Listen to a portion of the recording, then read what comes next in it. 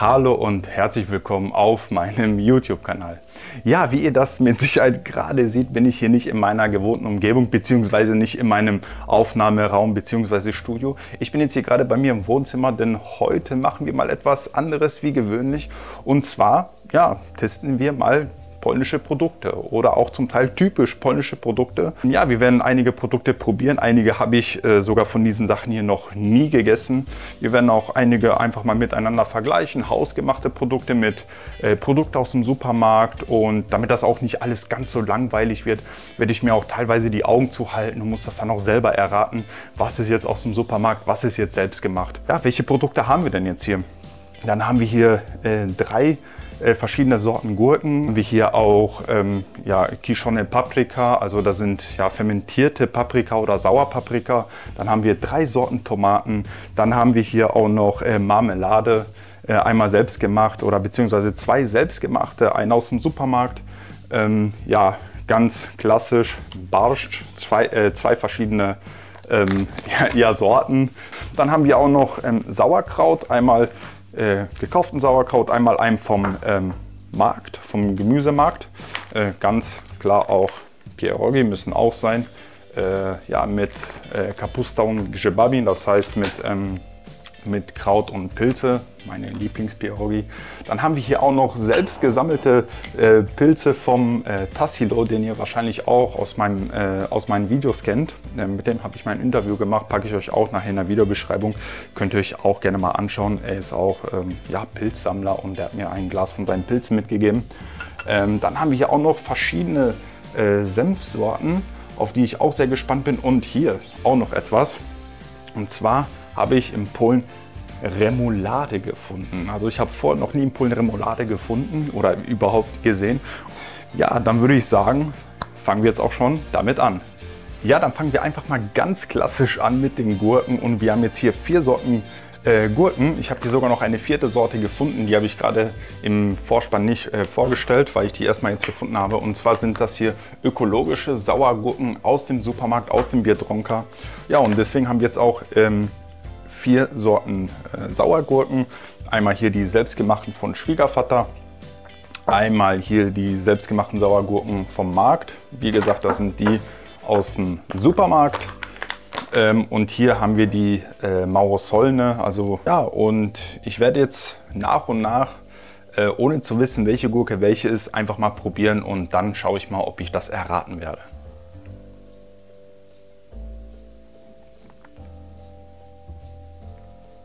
Pierwszy ogórek.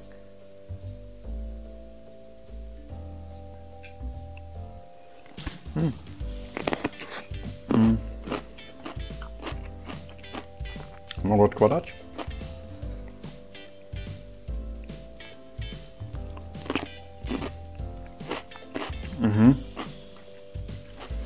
Trzeci? Proszę.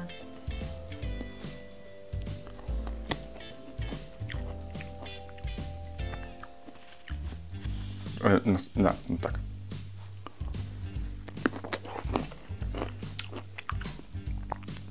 Dobra, mogę otworzyć oczy? Drugi był na 100% mało słony. Ten był kiszony z rynek, ten trzeci. Pierwszy był z Łęczyca, a to były te ekologiczne. No tak, to już widać. Rynek, kiszony sklep. A, widzisz? Oni mają podobny smak. Te są bardzo podobne. Also te słończyce są podobne do ekologiczne i to od razu czuć, że to są te z rynku. Ja, dann habe ich fast alles richtig geraten. Also den hatte ich richtig, den hatte ich richtig. Die hausgemachte von Schwiegervater und die ökologischen aus dem Supermarkt, die habe ich jetzt vertauscht. Die sind geschmacklich sehr ähnlich zueinander. Da ist wirklich nur die Konsistenz, die dann ein bisschen anders ist. Ja, aber ich würde sagen, ich habe gut abgeschnitten. Ja, kommen wir zum nächsten Produkt und zwar Marmelade. Und wir haben jetzt hier 3 Sorten Erdbeermarmelade. Wir haben hier einmal eine gekaufte Version von der Firma Woolwich, das ist eine polnische Firma. Dann haben wir einmal selbstgemachte Marmelade von Schwiegereltern bzw. von Schwiegermama. Und hier haben wir einmal selbstgemachte Marmelade vom Tassilo. Das ist eine Erdbeermarmelade mit Minze, Erdbeer-Minzmarmelade. Ja, genau. Und dann würde ich sagen, fangen wir jetzt mit dem zweiten Test an.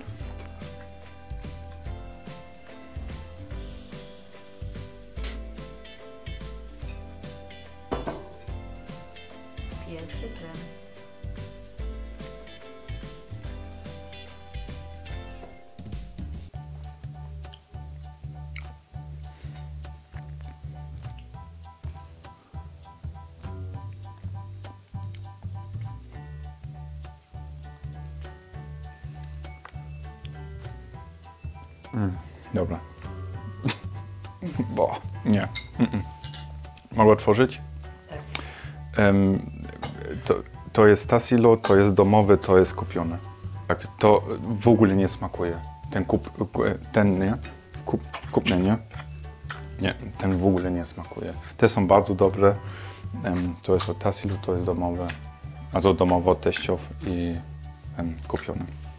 Ja, also wie gesagt, ich habe das hier alles richtig geraten. Der erste war von Tassilo, der zweite war von Schwiegereltern. Ja. Der dritte, der gekaufte, der hat mir überhaupt nicht geschmeckt. Ich will nicht sagen, das war eklig, aber das war wirklich nicht lecker. Ich weiß jetzt auch, warum ich nur selbstgemachte Marmelade esse und keine gekaufte Marmelade. Also so, ja, dann hier habe ich auf jeden Fall alle richtig geraten und ja, dann kommen wir jetzt zum nächsten Produkt. Kommen wir zum Sauerkraut. Sauerkraut ist auch in Polen unheimlich beliebt, wird hier sehr gerne gegessen zu verschiedenen Gerichten. Und ja, ich habe hier jetzt auch zwei verschiedene. Einmal einen vom Gemüsemarkt, einmal einen aus dem Supermarkt, aus dem Biedronka. Und ja, wenn wir uns jetzt vielleicht auch mal, die Optik anschauen von beiden. Also, jetzt kann man das vielleicht besser sehen. Ich sehe jetzt hier auch, wenn ich das jetzt näher dran halte, auch wirklich gar keinen optischen Unterschied. Genau, auch wie bei den anderen Produkten machen wir hier auch mal den Geschmackstest und ja, schauen wir mal, ob ich errate, welcher Kraut welcher ist. Zamknij oczy.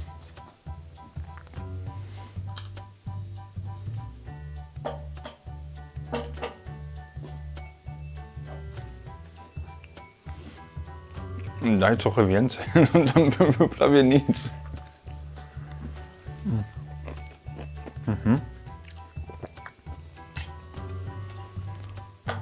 Długo. Więcej? Już poznaję chyba. Ten, który teraz zjadłem, to jest z Biedronki i to jest z rynku. Rynek, no, tak. Also hier habe ich auch richtig geraten. Dieser Kraut war vom Markt und dieser war vom Supermarkt, also aus dem Biedronka. Und das merkt man einfach, der ist viel mehr saurer und der ist auch härter. Der ist einfach ein bisschen angenehmer im Geschmack. Die Konsistenz, die ist nicht so, ja, wie soll man sagen, so knackig. Hier merkt man auf jeden Fall den Unterschied. Ich persönlich, ich finde den vom Markt besser. Wenn man es ein bisschen mehr sauer mag, sollte man die vielleicht aus dem Supermarkt holen. Für Bigus ist der säuerlichere Sauerkraut vielleicht besser. So, jetzt habe ich es endlich. Ja, also hier habe ich auch alles richtig geraten. Kommen wir zum nächsten Produkt und auch ein typisch polnisches Gericht und zwar Barszcz. In Deutschland wäre das wohl bekannt als rote Beete-Suppe. Und ich muss wirklich sagen, ich habe in meinem Leben noch nie gekauften Barszcz gegessen. Aber ich habe hier zwei verschiedene. Einmal eins von der Firma Knorr. Das ist sowas wie so eine, ja, so eine Suppe, die man halt im Glas aufkochen kann, wie man das so kennt von so einer 5-Minuten-Terrine. Dann haben wir hier einmal von einer polnischen Firma, Krakus, stellt auch andere Produkte her, wie Konserven, wie zum Beispiel Gurken und ganz viele Sachen auf jeden Fall. Also Krakus eigentlich in Polen eine sehr bekannte Marke. Ja, wir gucken aber auch mal an, was jetzt der Unterschied zwischen den bei der Zusammenstellung ist, also bei den Zutaten. Wenn wir uns jetzt mal hier das Produkt von Knorr anschauen, dann haben wir hier also an erster Stelle Zucker, an zweiter Stelle Maltodextrina, an dritter Stelle rote Beete-Konzentratpulver, ja, 15,2%, Salz und irgendwelche, was haben wir noch, Knoblauch 2%, dann noch Hefeextrakte, Palmenöl oder Palmenfett. Boah, also von den Zutaten her ist das ja ist das überhaupt nichts Gutes. Also wirklich von den Zutaten her ist das nicht gut. Ich würde sogar sagen, das ist eher, Entschuldigung, wenn ich das so sage, ich will jetzt hier wirklich die Firma schlecht reden, aber von den Zutaten her ist das eher schädlich. Und hier von der Firma Krakus haben wir hier die Zusammensetzung rote Betesaft, 58%, also da haben wir hier schon mal einen ganz gewaltigen Unterschied. Also hier haben wir ungefähr 15%, hier 58%. Dann haben wir hier Wasser, Apfelsaft, ja, also aus Apfelsaftkonzentrat, Zucker, Salz und ja, verschiedene Säuren hier halt, Zitronensäure und so weiter. Aber hier sehen wir, hier haben wir an erster Stelle rote Betesaft, hier haben wir an erster Stelle Zucker. Ja, da bin ich mal gespannt, wie das jetzt schmecken wird. Also ich mache mir das mal kurz heiß und ja, dann bin ich auch gleich wieder da. Ja, der Barst ist jetzt fertig und genau. Okay, jetzt haben wir hier zweimal Barst. Also von den Farben her ist einer dunkler wie der andere. Kann man das erkennen? So, das ist einmal einer, der ist relativ hell. Das ist hier der dunklere. Ja, also von der Optik haben die beide auf jeden Fall eine andere Farbe. Also der riecht hier, der dunklere riecht viel mehr nach Barst. Der weniger schmeckt sehr wässrig.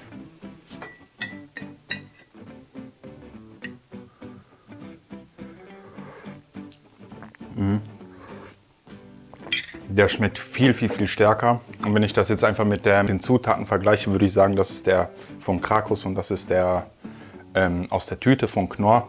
Also das merkt man einfach vom Geschmack her. Alleine wenn Krakus wirklich 58% rote Beete hat und hier nur 15%, der riecht viel stärker nach Barst. Und ja, ganz klar, also ich würde jetzt sagen, das ist von Krakus, to jest Krakus i to jest po prostu ten inny, to czuć po prostu. Also den hier von Knorr aus der Tüte. A prawda jest taka, Krakus, Knorr. No tak, no powiedziałem tak, no. Ale tu też bardzo mocno, also das merkt man auch. Also das hat hier sehr wenig geschmacklich mit Barst zu tun. Also wenn ich das jetzt mit hausgemachten Barst vergleichen müsste, ist hausgemachter auf jeden Fall besser. Den kann man aber wirklich essen. Also das ist jetzt nicht so, dass er ungenießbar ist. Ich bevorzuge trotzdem hausgemachten Barst. Das war es auf jeden Fall jetzt mit dem Barst und gehen wir zum nächsten Produkt. Uns jetzt mal das nächste Produkt an und zwar haben wir hier von Schwiegereltern ja, Sauerpaprika, eingelegte Paprika. Das sieht alles so aus. Ich meine, erkennt man schon ein bisschen. Ne? So. Die sind eingelegt, ich weiß gar nicht, was hier drin sind. Also ich sehe hier Zwiebeln, Knoblauch sehe ich hier drin. Ja, schauen wir einfach mal. Ich mache das mal auf. Noch verschiedene sind rote, grüne drin. Die riechen aber ein bisschen auch nach, als ob die auch mit Essig eingelegt sind. Also ich würde jetzt sagen, das sind jetzt nicht typische Sauerpaprika, also wirklich nur in der Salzlake eingelegt, sondern ich vermute auch mit Essig. Der Geschmack ist wirklich eine Mischung aus Sauer und Essig. Also das ist jetzt irgendwie so eine ganz interessante Kombination eigentlich. Habe ich so noch nicht gegessen. Also überhaupt eingelegte, also Sauerpaprika habe ich vorher noch nie wirklich gegessen. Und ja, Essigpaprika, klar, die kenne ich. Also eingelegte Paprika. So auf diese Art habe ich die bisher noch nicht gegessen. Aber ist ein sehr guter, interessanter Geschmack. Ja, und mir hat es auf jeden Fall geschmeckt. Hier haben wir jetzt das nächste Produkt. Das ist jetzt nicht vielleicht auf polnische Art hergestellt. Das ist jetzt mehr auf Tassilo-Art hergestellt. Und da sind hier eingelegte Pilze. Also das sind hier, ich habe auch vorhin Tassilo gefragt, was hier drin sind. Also das sind hier überwiegend Braunkappen hier drin. Er hat die auch selber gesammelt. Also was ich jetzt hier so auf den ersten Blick sehe, was hier drin ist, sind Pinienkerne, Zwiebeln, Lorbeerblätter sehe ich jetzt hier drin. Ich weiß nicht, hier sind auch noch irgendwelche Kräuter drin. Knoblauch, ich weiß nicht, ist das Knoblauch? Das könnte auch Knoblauch sein. Also ich mache es auf jeden Fall mal auf und probiere mal so einen Pilz. So eingelegte Pilze habe ich bisher wirklich nicht oft gegessen. Also ich war mal oben an der Ostsee und da habe ich mir auch mal so ein Glas von so einer Dame auf der Straße geholt. Die verkaufen das dann dort auf den Ständen. Hoppala, ups. Und ja, da habe ich mir dann damals so ein Glas geholt. Ich muss sagen, ich war von den Pilzen, die ich da damals geholt habe, nicht so ganz begeistert davon. Das war jetzt nicht so mein Favorit. Aber schauen wir mal, was hier der Tassilo gesammelt hat. Und ja, ich hoffe, dass das auch gute Pilze sind, weil, wie man weiß, beim Pilze sammeln kann auch manchmal was schief gehen. Aber ich vertraue da schon dem Tassilo so weit, dass der Ahnung hat. Er hat meiner Meinung nach Ahnung von Pilze. Er geht auch regelmäßig sammeln und dann schauen wir mal, wie die hier schmecken.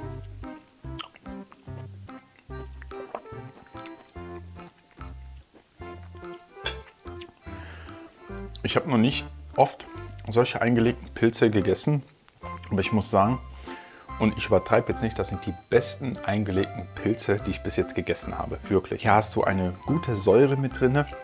Ich weiß nicht, wie das gekommen ist, aber hier ist auch so ein leichter, süßer Stich dran. Also ich weiß nicht, ob das hier mit der Zusammensetzung hier drin ist, mit diesen ganzen Blättern, mit den Lorbeerblättern und alles, ob das was damit zu tun hat. An dieser Stelle auch nochmal liebe Grüße an Tassilo. Wir werden ja auch bald Pilze sammeln gehen. Dann werde ich mir auf jeden Fall auch genau das Gleiche so machen. Das Rezept musst du mir auf jeden Fall geben. Traurig, dass ihr das jetzt nicht essen könnt, wirklich. Also Wahnsinn, echt. Genial. So, kommen wir zum nächsten Produkt. Schauen wir mal, was wir überhaupt noch über haben. Wir haben noch ein paar Tomaten, Pierogi haben wir noch noch ein paar Senfsorten. Ja, schauen wir mal, was jetzt als nächstes kommt. Ja, jetzt kommen wir mal zu den Senfsorten. Wir haben hier 4 verschiedene Senfsorten. Also ich persönlich, ich bin ja wirklich ein Senfliebhaber. Ich habe da so einige Favoriten, die mir am meisten schmecken. Also hier in Polen, wenn ich hier in Polen bin und mir Senf kaufe, kaufe ich mir meistens Senf von der Firma Primat. Ja, das ist hier die Firma Primat. In Deutschland mag ich sehr den Löwensenf. Das ist auch mein Lieblingssenf. Überhaupt auch der Löwensenf mit Honig. Den kriegt man aber mittlerweile auch nicht mehr so oft. Das ist jetzt hier auch eine Honigvariante von Primat. Ansonsten haben wir hier auch noch Senf von Kamis. Das sind jetzt hier aber auch so, ich sage jetzt mal Sondereditions. Und ja, ich würde sagen, ich probiere jetzt einfach mal nach und nach die verschiedenen Senfsorten. Okay, ich muss zugeben, die beiden kenne ich schon. Würde ich mal sagen, fangen wir mal an. Ich mache am besten mal, ich probiere an erster Stelle mal den hier. Das ist der Senf mit getrockneten Tomaten. Hier steht auch Letko Ostro, das heißt ja, leicht scharf. Ich habe den aber auch schon vorprobiert, aber ich mache es jetzt hier nochmal. Ja. Hat auch einen Senfgeschmack. Hat wirklich so eine Mischung aus Senf und getrockneten Tomaten. Hier sticht aber schon der Senfgeschmack sehr stark durch. Also das ist jetzt für mich meiner Meinung nach ein Senf, den man wirklich für Wurst und auch zum Grillen nehmen könnte. Dann machen wir jetzt mal den Honigsenf hier auf. Das ist der vom Primat Miodowy. Balla, bumm, da hat es jetzt geknallt. Der hat mehr einen starken Senfgeschmack. Ganz leichten Honiggeschmack. Ist auch eigentlich gar nicht scharf. Der hat eine leichte Schärfe mit den getrockneten Tomaten. Der meiner Meinung nach ist jetzt nicht wirklich scharf. Das wäre jetzt für mich kein Senf, den ich jetzt zum Beispiel zum Grillen nehmen würde. Also den würde ich eher zur Wurst nehmen, aber nicht zum Grillen. Ich meine, der ist mir einfach zu süß. Also ich könnte mir den sogar noch eher in Salat vorstellen, wenn man den irgendwie mit einem Dressing zusammenmischt, anstatt wenn man das jetzt irgendwie mit Fleisch zusammen isst oder irgendwie sowas. Also jetzt mit einem Steak. Ne? Zu einer Wurst vielleicht schon, zu einer Bockwurst, aber nicht zum Steak. Meiner Meinung nach zumindest ist das so. Ja, ist aber okay, kann man essen. Der ist auf jeden Fall in Ordnung. Ja, dann schauen wir uns jetzt mal hier den Curry-Senf an. Ja, Curry. Hier steht auch drauf leicht scharf. Schauen wir mal. Der hat einen sehr starken Currygeruch. Hier kann man das wirklich nicht leugnen, dass hier Curry drin ist.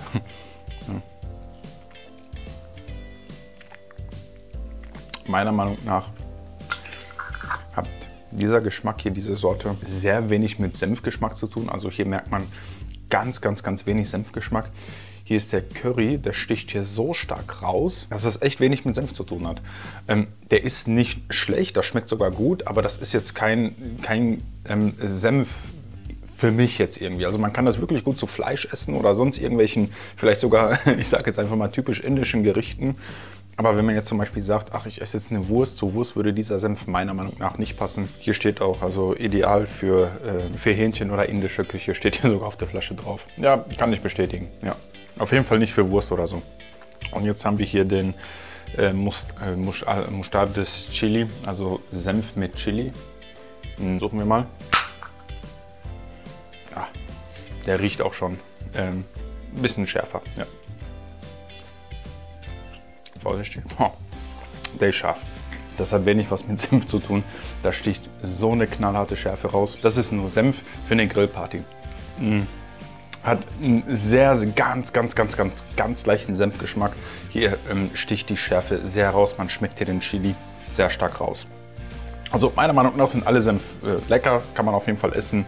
Nur die würde ich hier wirklich, das sind richtige Grillsenf. Und das ist hier auch Senf, den man so für Wurst und andere Sachen nehmen kann. Den würde ich hier sogar noch für Salate nehmen, irgendwie zum Dressing mischen. Und den kann man hier wirklich auch zum Grillen für Wurst nehmen und so weiter. Ja. So, zumindest ist das so meine Meinung. Ja, dann kommen wir zu einer weiteren Soße. Und zwar die Remoulade von der Firma Vignare. Das Logo erinnert wahrscheinlich ein bisschen wie in Deutschland das Maggi-Logo. Ja, schauen wir einfach mal.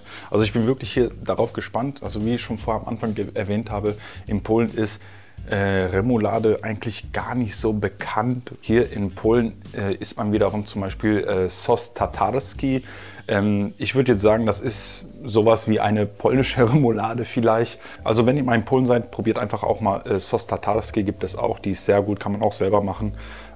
Ja, aber ich bin jetzt hier wirklich auf die polnische Remoulade gespannt.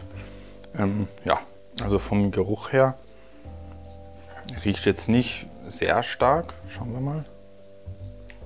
Die Konsistenz ist auch so cremig. Kennt ihr diese Hamburger Soßen? Aus dem Supermarkt in Deutschland, da gibt es ja so eine holländische Hamburger Soße.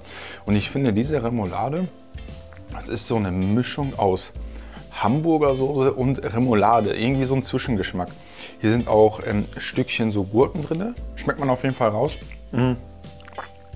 Also um das jetzt vielleicht einmal zu kürzen, wenn ich jetzt eine deutsche Remoulade, die ich in Deutschland mal gegessen habe und die hier miteinander vergleichen würde, würde diese mir hier mehr zusagen. Es ist aber jetzt nicht so, dass die deutsche Remoulade irgendwie schlecht schmeckt oder irgendwie sowas. Also wenn jemand mal in Polen ist und Remoulade sucht, Vignare, stellt Remoulade her. Die haben auch noch andere Soßen, aber könnt ihr euch auf jeden Fall holen. Schmeckt auf jeden Fall gut. Ja, kann man sagen.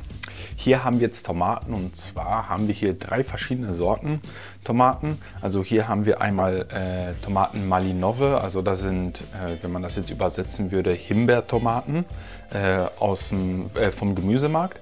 Das sind auch Malinove Tomaten. Nur aus dem Biedronka und das sind, ich weiß nicht, das sind so diese ganz normalen Standardtomaten. Und ja, also wenn wir uns jetzt hier auch schon mal die Farben angucken von der Tomate, kann man das vielleicht sehen, dass die auch leicht alle unterschiedlich sind. Also ich weiß jetzt nicht, wie gut man das auf der Kamera sehen kann, aber die beiden, die sind ja mehr so, die haben so ein richtiges starkes Feuerrot und das ist mehr so ein helleres Rot. Ja. Und zwischen den beiden Malinoven Tomaten, da haben wir hier auch noch einen kleinen Unterschied.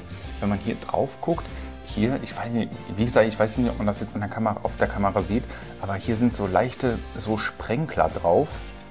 Ja, die haben wir hier nicht. Also der ist hier einfach, ganz glatt. Ja, genau. Aber schneiden wir jetzt einfach mal hier erstmal die ganz normale Tomate hier auf. Schauen mal, wie die von drinnen aussieht. Ich mache das vielleicht mal so, das lege ich hier vielleicht mal zur Seite.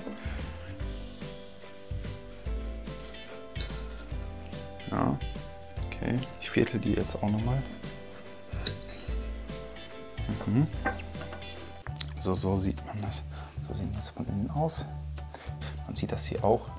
Hier ist sehr viel Wasser einfach. Hier ist sehr viel Luft drin.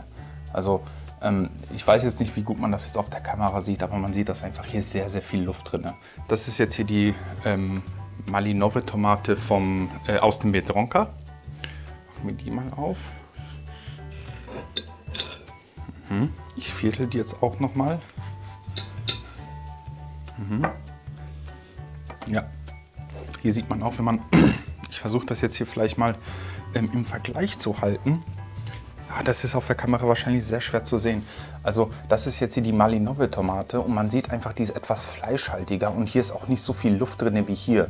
Ja, also um das jetzt, ich denke, man müsste die jetzt hier komplett, vielleicht kann man das jetzt sehen, schaut mal. Seht ihr hier dieses Loch hier drin? Wenn ich jetzt hier so leicht drücke, dann ist hier sowas wie so ein Loch. Das habe ich hier nicht.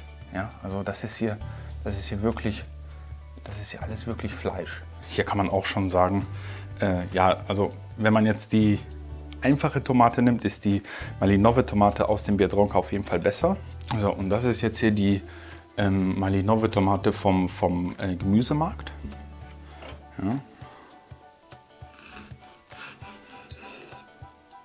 Ich viertel jetzt auch mal.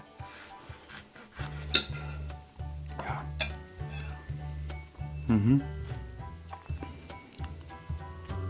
Genau. Die vom Markt riecht auf jeden Fall am stärksten. Vom Inhalt her würde ich jetzt mal sagen, vom Fruchtfleischgehalt sind die beide sehr, sehr ähnlich. Also wenn wir jetzt von den beiden Malinoven sprechen, also das heißt die vom Markt und die aus dem Biedronka und die hier, die einfache Tomate, die riecht ehrlich gesagt nicht mal nach Tomate. Die beiden Malinove-Tomaten, das sind auf jeden Fall Tomaten, die kann man auf jeden Fall kaufen. Also ich kann euch wirklich empfehlen, wenn ihr Tomaten kauft, kauft nur Malinove. Selbst wenn die ein bisschen teurer sind. Aber wenn ihr wirklich Leute seid, die auf den Geschmack gucken, dann investiert da diese paar Zlote mehr und kauft Malinove Tomaten. Ja, dann kommen wir jetzt hier auch schon zum letzten Produkt. Und zwar kommen wir jetzt hier auch ein typisch polnisches Gericht. Und zwar Pierogi mit Kraut und Pilze. Und ja, hier steht auch, die kann man im Topf zubereiten, in der Pfanne oder in der Fritteuse. Wir werden die jetzt gleich auf der Pfanne braten. Dann schauen wir auf jeden Fall mal, wie die werden. Da bin ich auf jeden Fall sehr gespannt. Also ich muss sagen, ich glaube, einmal in meinem Leben wirklich gekaufte Pierogi aus dem Supermarkt gegessen. Umso gespannter bin ich, wie diese Pierogi für ca. 7 Zlote schmecken. Ja, also ich habe mir jetzt hier die Pierogi in der Pfanne gebraten und jetzt kann ich auch ganz genau sagen, wie viele da drin sind. Also da sind 2, 4, 6, 8, 10, 12... 15 Pierogi sind da drin, also ich denke, für ein Mittagessen sollte das wirklich komplett ausreichen und das für 7 Zlote. Am Anfang, was mir aufgefallen ist, die haben einen sehr, sehr würzigen Geruch. Nur man merkt das halt einfach auch, dass das so diese künstlichen Gewürze einfach sind. Also ich weiß nicht, ob ihr das vielleicht kennt, wenn ihr irgendwie zum Beispiel so eine 5-Minuten-Terrine aufmacht oder so, dann habt ihr dann immer diesen so einen künstlichen Würzegeruch einfach. Ja, und das Gleiche haben wir auch hier. Trotzdem, ich probiere jetzt einfach mal einen hier. Also die sind hier alle eigentlich sehr gut angebraten.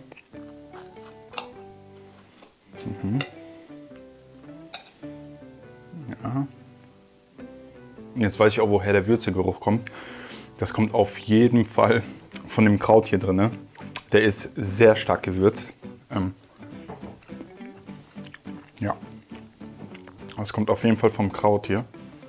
Und genau, die Frau hat mir jetzt eine geklaut, aber ist in Ordnung.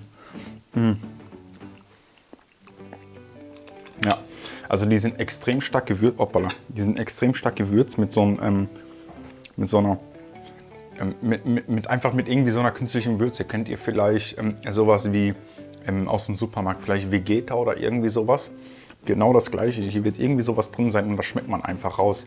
Und dadurch geht auch der Geschmack von diesem Sauerkraut geht auch einfach kaputt, muss man ganz klar sagen. Also ich mag ja gerne Pierogi mit Sauerkraut und Pilze. Aus dem Grund, weil ich ja diesen Sauerkrautgeschmack sehr mag und diese Mischung mit Pilze, Sauerkraut, Pilze haben auch eigentlich normalerweise ein sehr, sehr gutes, intensives Aroma, wenn das gute Pilze sind. Und durch diese Würze, die hier drin ist, durch diese Geschmacksverstärker, geht das einfach alles kaputt. Und mein Endergebnis, Fazit zu dem Ganzen ist, also wenn man wirklich, sage ich jetzt mal, nicht viel Geld ausgeben möchte und auf der Schnelle irgendetwas braucht, kann man das sich holen, um einfach nur den Magen voll zu machen. Für mich ist das Essen einfach, ich verbinde das sehr mit irgendeinem Genuss einfach. Und ja, ich will dann dabei meine Ruhe haben, ich will dann vernünftig essen und das kann ich bei diesem Essen ehrlich gesagt nicht ganz so machen. Ja, trotzdem, also um das jetzt alles hier nochmal irgendwie kompakt zu verpacken, es ist nicht schlecht, aber man schmeckt einfach diese ganze Würze, diese ganze künstlichen Sachen hier raus. Ich gucke jetzt nochmal den Teig. Der Teig ist in Ordnung, ich sehe da jetzt am Teig nichts Negatives. Ja, also ich kann euch von meiner Seite her sagen, dieser ganze Test, dieses ganze Experiment mit diesen verschiedenen Produkten hat mir wirklich sehr, sehr viel Spaß gemacht. Wenn es um die Ratespiele geht, habe ich eigentlich sehr viel gut geraten, außer bei diesen Gurken. Da waren 2 Sorten, da war ich mir nicht ganz so sicher. Trotzdem hat mir auf jeden Fall dieses ganze Experiment sehr viel Spaß gemacht. Ich hoffe, ihr hattet auch so viel Spaß. Und ja, ich danke euch auf jeden Fall, dass ihr euch dieses Video bis hierhin angeschaut habt. Damit unterstützt ihr mich und meine Arbeit wirklich sehr. Nochmal vielen lieben Dank dafür. Ja, bleibt gesund und bis zum nächsten Mal. Ciao.